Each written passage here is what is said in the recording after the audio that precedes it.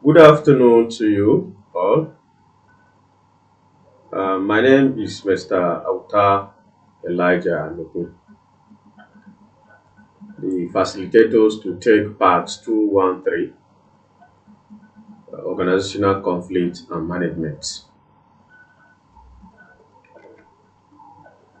The course has a general objective. We expected that at the end of this course, we should be able to understand and define the basic concept of management, conflict management, the characteristics, functions, and skills required for a good manager. The next thing you are expected to do is to be able to identify and explain the techniques for resolving conflicts in an organization, among others. This will be treated in all the 11 study sessions for this course. Study session 1, an overview of management. We have the learning outcomes for this session. It's expected that you should be able to define the concept of management. 2, state the characteristics of management. Meaning that at the end of the day, you were able to do so. The next issue is the introductions. This study session will help to expose you to the concept of management and the characteristics of management, as well as the quality of a good manager. This simply means that management has to do with the management of the organizations of both human and material resources in an organization. And so there are certain characteristics that management has that you will know at the end of these discussions, and there are certain qualities that you need to also know. Now, the first thing we're going to look at, which is the concept of management. Management is a social function that gets things done. It takes us from the stages we do not want to a stage we want. Management does this by facilitating goal setting and integrating human and material resources to achieve such goals. Management is the multipurpose organ that manages business, manages managers, manages workers, and manages work. This definition points out that a manager being dynamic in his own function, harmonizing three major functions of a business organization. You see, management is actually a field of study that helps us to get things done.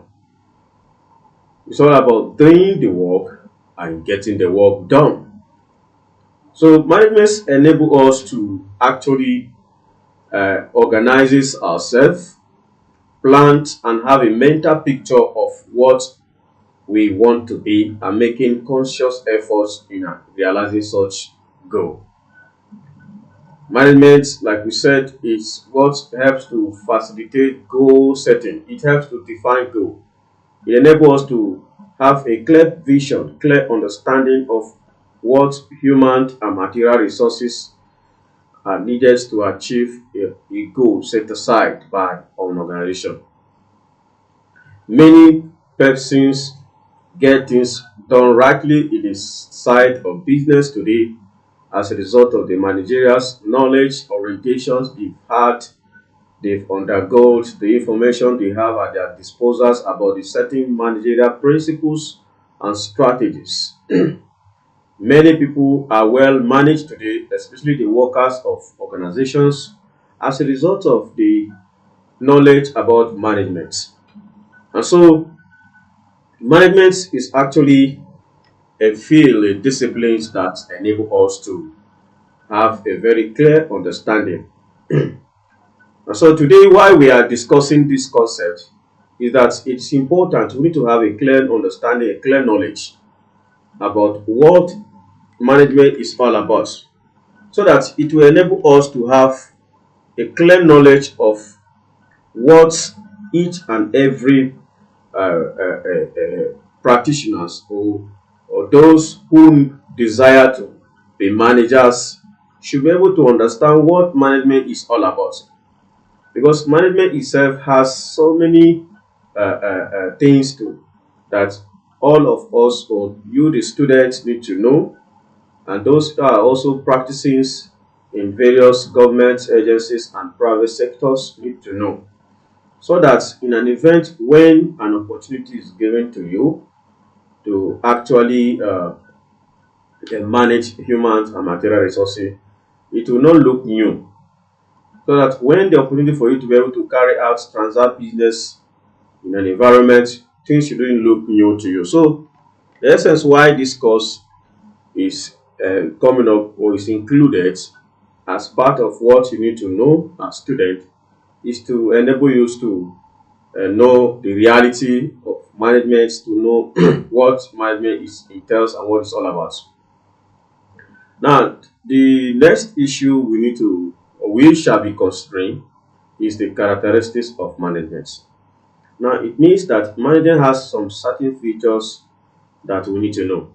First is universality of management. Management is the central focus of all human activities within a view to enhance their living standard, cutting across every situation and in all organizations. This simply means that there's no human activities that you will not see management, and the management will not be geared towards the living standard of the people. And so, whatever the management does is all to enhance, to improve the living standard of the employees, those who are workers in such organizations. And so, management has a concern in that regard. The next features or characteristic of management is dynamic.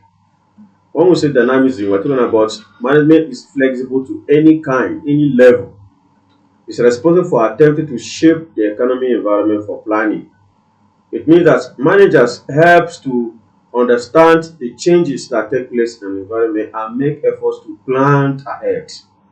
So management does that as well, and not just that, it tries to initiate certain actions, policies, planning that it will result to a constant push to actually back the limited circumstances on the freedom of action. Now, what it means is that an event whereby, just like we used to have economic policies, you know, why such thing happen is that managers are always advised in order to see how things can actually be done. Then the next characteristics of management is situational. Underlying this is the conviction that the impact of managers on modern society and each citizen is so great as to require of him the self-discipline and high standard. Now, what it means is that there are situations when managers becomes very necessary to overcome certain things in the society. And so there are situations whereby the manager has to advise why we need to move on. And so all of these are things that we do. So as students, one thing you should know that management itself is universal, because the principles and its operations are things that you go to many or so many organizations in Nigeria and outside Nigeria, you discover that the principles are always the same. Now, having said that, the next thing that we're going to look at in today's lecture is to know why management is an art and why management is a science.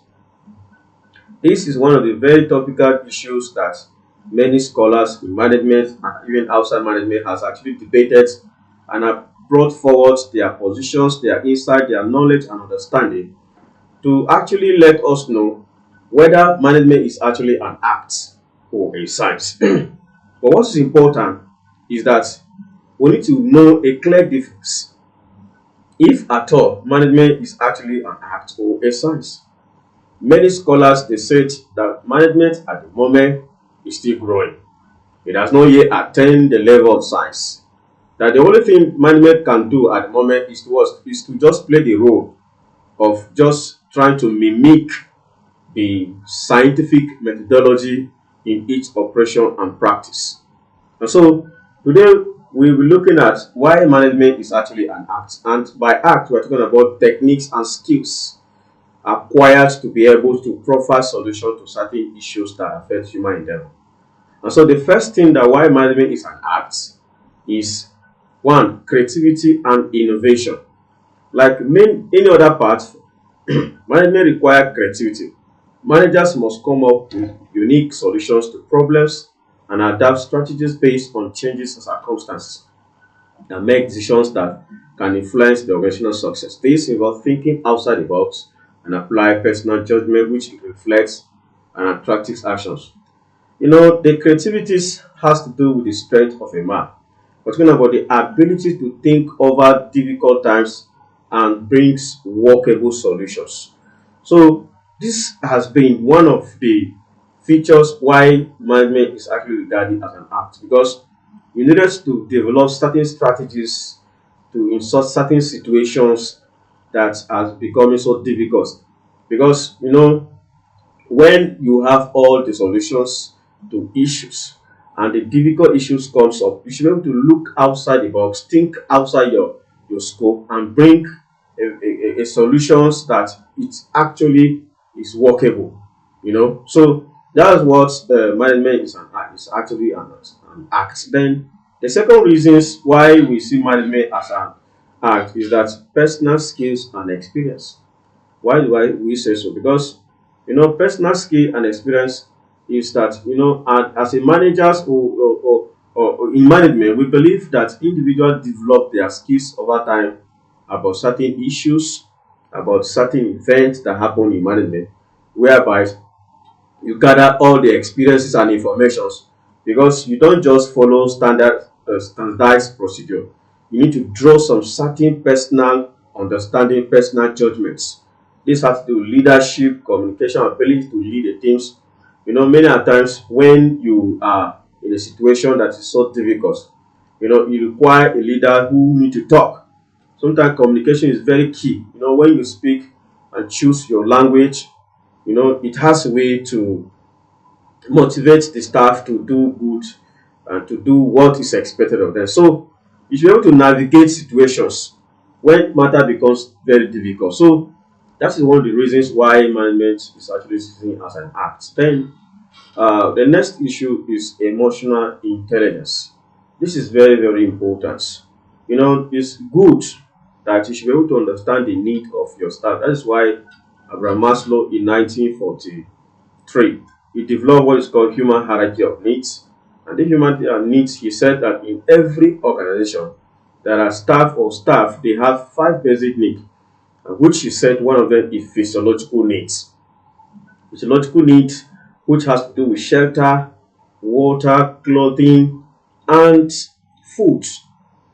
So these are some of the issues that as a manager, in management, we believe that one has to develop this emotional intelligence to be able to understand human needs, human actions, their emotions. You need to know when they need to relate and when they need not to relate. Imagine a situation whereby a staff falls victim of any issues and that troubles his psychology. In management, what one of the techniques they use is to try to understand the emotional challenges at that situation and see how they can actually provide some comforts. Sometimes you discover that some organization they will create some certain joy, certain point where employees can go and freely discuss informally and provide certain solutions to their personal issues. So these are the reasons why management is seen as actually an art. Then coming down to why management is seen as a science. Science itself is about reality. Reality about the universe, reality about the nature, reality about the environment, about the happiness, about human beings, about anything at all that is within and beyond human imagination. So science, they actually use such kind of understanding to actually to deduce or to try to create an understanding behind such human endeavor. So science, as we all know, is actually a body of knowledge that's that's trying to speak about the reality, talks about the what is real. So since science, they use methods, they use processes, they use observations to actually make inquiries to investigate about certain happenings. So those are the things, they go to lab to take samples, they take sample, they go to lab, get the result done. So those are some of the features of science. So why we see management as a science in this sense is that because of the systematic knowledge and the principles they adopt. Management because they rely on established theories, models, and principles that are researching and validate over time. This simply means that theories, as we all know, is a group of knowledge, a group of ideas put together to explain a phenomenon or an event that has happened. You know, like I said earlier on, we have theory of motivations as actually established by Abraham Maslow in 1943. The theory talks about motivations, and our motivation is about trying to, to ginger the staff to carry out their assignment effectively. And so, models are seen as formulas designed for a given cause.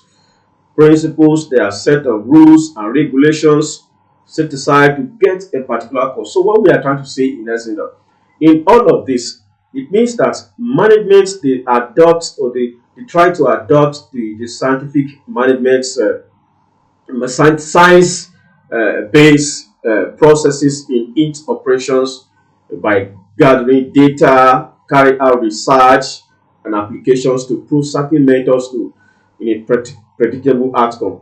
This simply means that, for example, operational management use quantitative methods and analysis for decision making. What it means is that there are certain informations that if you need about your employees organization, you need to actually conduct some certain investigation. You do what to gather valid informations about what you need to do. It's very, very important. So that's one of the things that make management as actually a science. Two, empirical evidence. Management decisions are often based on empirical evidence and data collection. Techniques such as market research, statistical analysis, performance metrics are used to assess situations and guide management practice. And this is actually the hallmark of scientific approach. So it means that one of the ways in which the man they use is they rely or make use of empirical information and evidences from maybe from market research based about certain issues that affect human endeavor, human needs. So they make use of that. There's the statistics of about people, you know, it's one of the things that management actually use to know. We have what is called performance appraiser.